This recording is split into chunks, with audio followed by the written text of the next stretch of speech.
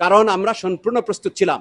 আমাদের এই পরিস্থিতি যারা তৈরি করেছে আমরা অত্যন্ত দৃঢ়চিত ছিলাম এবং রাষ্ট্র নির্বাচন আমরা করার সর্বোচ্চ চেষ্টা করে যাচ্ছি, এখনো আছি বলে আপনাদের জ্ঞাত। রাষ্ট্র নির্বাচন অনুষ্ঠানে বদ্ধপরিকর ইনশাআল্লাহ। যদি আমরা এই বিশ্ববিদ্যালয়ে পরিস্থিতি স্বাভাবিক করতে চাই, আমরা সকল পক্ষকে আহ্বান জানাতে চাই নির্বাচন কমিশনের পক্ষ থেকে যে আমরা যেন কোনোভাবেই এই বিষয়টাকে ভিন্নভাবে উপস্থাপন না করি যে রাকসু হচ্ছে না, রাকসু পিছিয়ে গেছে। বিষয়টি তা নয়।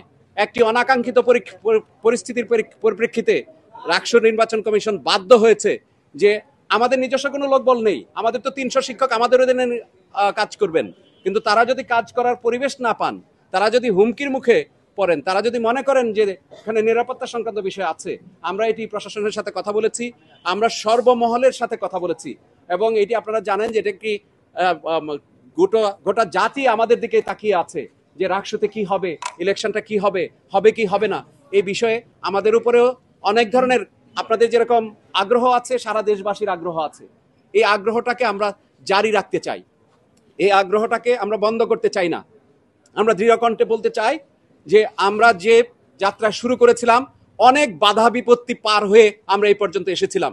একটি অনাকাঙ্ক্ষিত ঘটনা এবং এর পরিপ্রেক্ষিতেই নির্বাচন কমিশন বাধ্য হয়েছে যে 25 তারিখের নির্বাচনটি আরো পিছিয়ে দিয়ে 16 অক্টোবর এটাকে শিফট করতে। শিক্ষার্থীদের অংশগ্রহণ একটি বিষয় আছে যে আপনারা যখন একটি প্যানিক সিচুয়েশন ক্রিয়েট হয় ক্যাম্পাসে, আপনি সবাই জানি সাধারণ শিক্ষার্থীরা যারা থাকে তারা সাধারণত ক্যাম্পাসে এই ধরনের প্যানিক সিচুয়েশনে থাকতে স্বস্তি বোধ করে না, তারা অনেক সময় অস্বস্তি বোধ করে যে এরকম একটি প্যানিক সিচুয়েশনে নৈরাজ্যকর পরিস্থিতির মধ্যে আমরা